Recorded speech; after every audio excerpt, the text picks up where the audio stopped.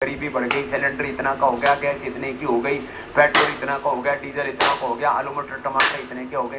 तुम्हारे फल आते हैं कितने? बग्गू गोसा आपने खाया है ना? जब बग्गू गोसा आपको खिलाते हैं तो मैंने बोला हुआ है सबसे अच्छा अनार, सबसे अच्छा बग्गू गोसा, सबसे अच्छा जो पपीता जो उपलब्ध होता है, क्या करें? फिर कोशिश हम ये कर रहे हैं, अब तो हजारों पेड़ हमने पपीते को खुद ही लगा दिए। हमारी आगे कोशिश है कि 99% जैसे गेहूँ चावल से लेकर के शाक सब्जियों से लेकर के और जो अंडरवेट है उनके लिए आम आ जाएंगे। आम के बगीचे हमने लगाए। पूज्य हमारे स्वामी मुक्तानंद जी महाराज ने कम से कम 1 लाख से ज्यादा पेड़ लगाए। एक बार जोरदार अभिनंदन। फलदार वृक्ष, इतना सुंदर बगीचा सारे।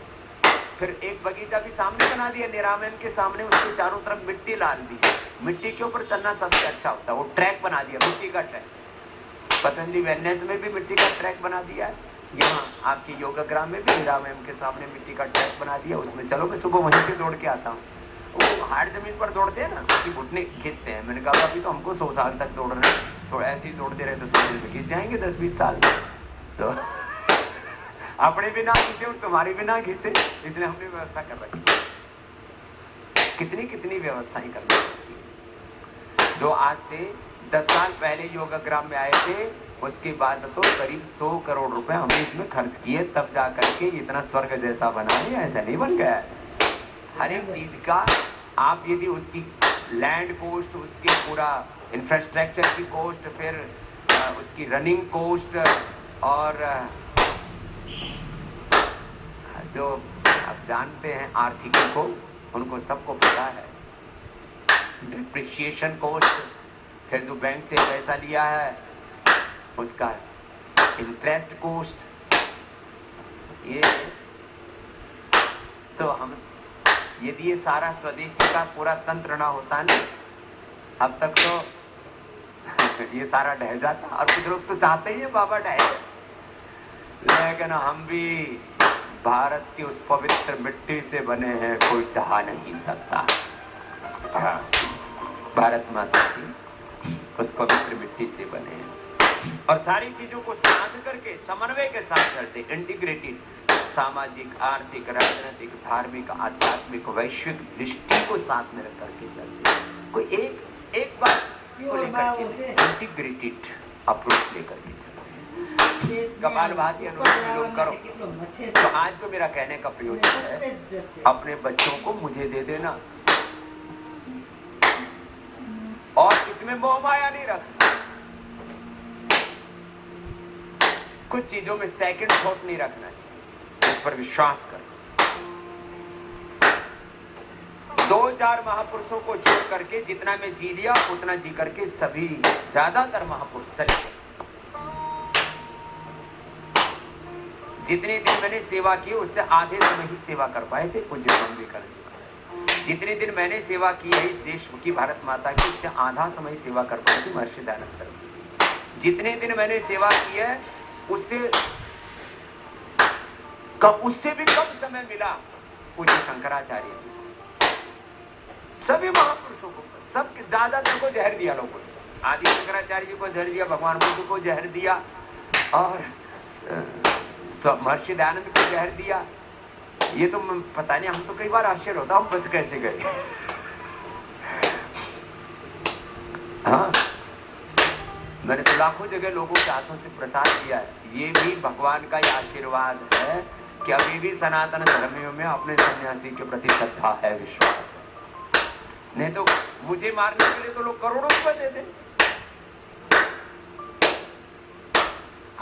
अरे बड़ी बड़ी साजिशें चल रही हैं, उन साजिशों का मैं शिकार हूँ अभी भी, क्योंकि आप लोगों को मैं सहज उपलब्ध हूँ, सबसे मिलता हूँ, सबको प्यार करता हूँ। दुनिया के लिए तो पूरी दुनिया के जो राष्ट्र विरोधी, भारत विरोधी, सनातन विरोधी, ऋषि संस्कृति के विरोधी, वेद विरोधी शक्तियां हैं ना, उनको पूरे वर्ल्ड में भाई ये सनातन धर्म का सबसे बड़ा टारगेट कौन सा है जिसको ढाना चाहिए, तो सबसे पहले मेरा ही नाम आता है। क्या करूँ पूरे वर्ल्ड में 200 दुनिया के देशों में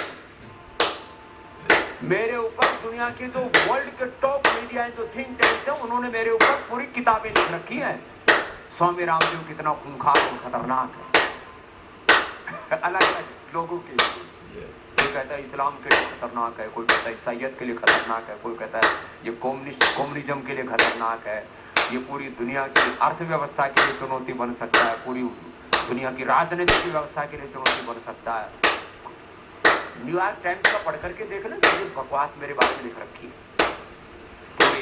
पूरा पूरा बूथा लिख रखा है।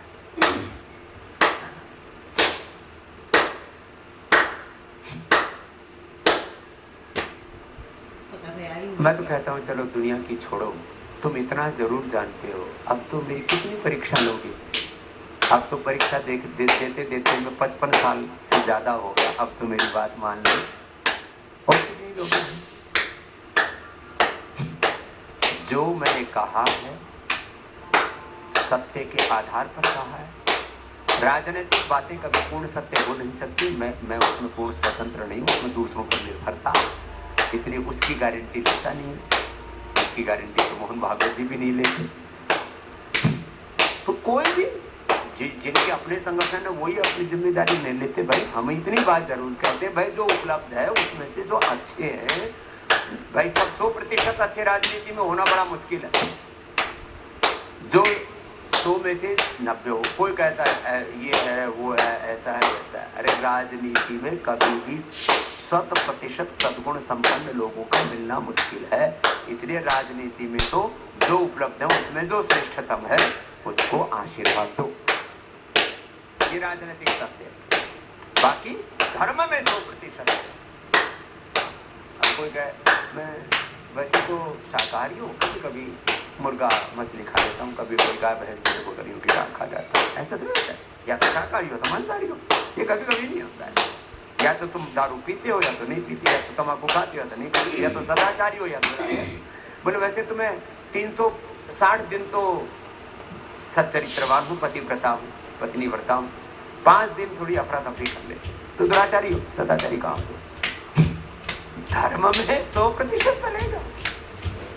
हाँ, मैं रोज तो अपने बच्चों से, अपनी पत्नी से, अपने पति से, अपने गुरु से प्रेम करता हूँ, बस एक आधी बार जब गुस्सा होता हूँ तब 2-4 थप्पड़ जुड़ देता हूँ, ये कोई बात है? धर्म तो 100% से करता है, राजनीति की तो बड़ी राज। तो खैर मैं आपसे कह रहा हूँ अपने बच्चों को पतंजलि विश्वविद्यालय में पढ़ाना, हमने नियम बहुत कठोर रखे हुए, कठोरता लोगों को प्रिय नहीं।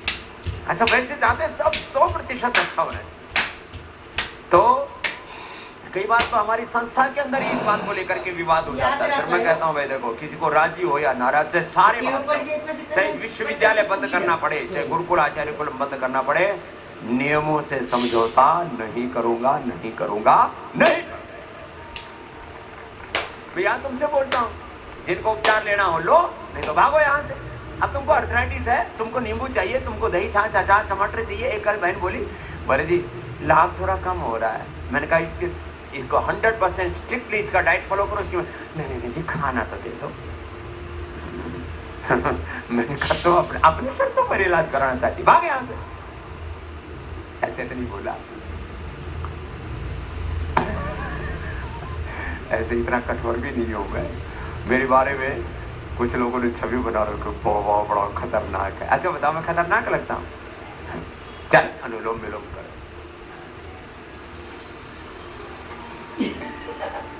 कितना अच्छा अच्छा योग सिखाता हूँ, हमारी बेटियां गाए। जहाँ योग नियम और प्राणायाम से होता रोज सवेरा, वो प्यारा पतंजलि मेरा, वो प्यारा योग ग्राम मेरा, वो प्यारा निरामय मेरा, वो प्यारा पतंजलि मेरा। ये लिखा तो हमारे पूज्य स्वामी अभेदानंद जी ने। बेटियां सुनती रहती हैं तो बोला हम गाएंगे, गा लो तुम भी गा लो, अनुलोम विलोम कर लो। हाँ, और संगीत के छोटे छोटे पीस बजाना, लंबे लंबे नहीं। आओ अनुलोम विलोम करो ना, प्यार से कर लो। थोड़ा कठोरता हम अपना दें आपके कल्याण के लिए, बच्चों के कल्याण के लिए। हाँ, लय के साथ करो, रुको मत। तुम थोड़ी देर करते हो फिर इधर उधर ताका झांके में लग जाते हो।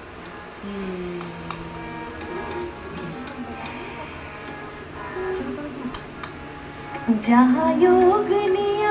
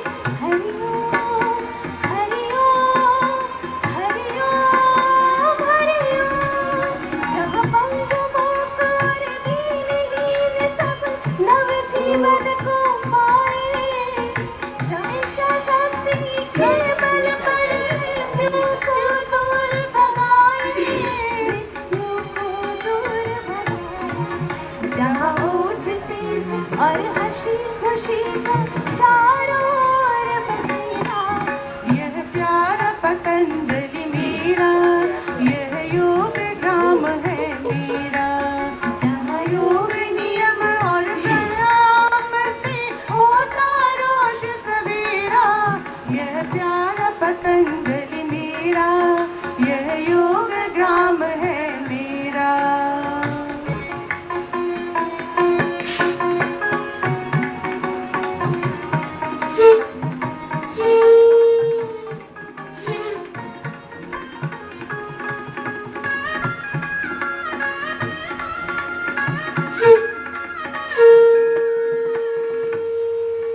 जय पतंजलि, जय पतंजलि, जहाँ अभय संगम और शक्ति का ईश्वर ज्ञान सुनाए। सदा क्षमा सागर आज हम सतगुरु हम सबको सिखाए, सतगुरु हम सबको सिखाए। जहाँ प्रभु वर लगता स्वयं ही आपने डाले अपना डेरा, यह प्यारा पतंजलि मेरा, यह योग ग्राम है मेरा। जहाँ योग नियम और प्राणायाम से होता रोज सवेरा, यह प्यारा पतंजलि मेरा, यह योग ग्राम है मेरा।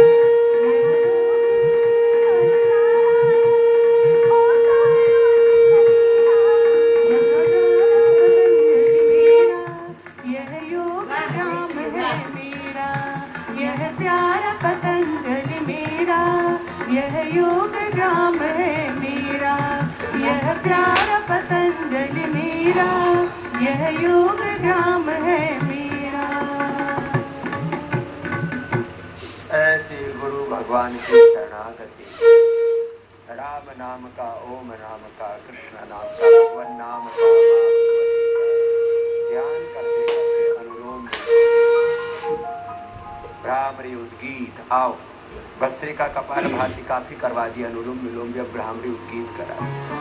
पूरी भक्ति के साथ, एकाग्रता के साथ, निरंतरता के साथ, दिव्यता के साथ, श्रद्धा की पराकाष्ठा के साथ, श्रद्धा का अतिरेक। जब आप ध्यान करें तो श्रद्धा का अतिरेक, जब पढ़ाई करें तब ज्ञान का अतिरेक हो, जब सेवा करें तब पुरुषार्थ का अतिरेक हो, और युद्ध भूमि में पराक्रम का, शौर्य का, वीरता का अतिरेक हो। जिस समय जैसी जिस काम की वृत्ति प्रवृत्ति है, नेचर ऑफ वर्क है, उसमें वैसे ही हमें दिव्य गुणों को आत्मसात करना है। तो पूरी एकाग्रता से, पूरी दिव्यता से, शरणागति के भाव से भ्रामरी प्राणायाम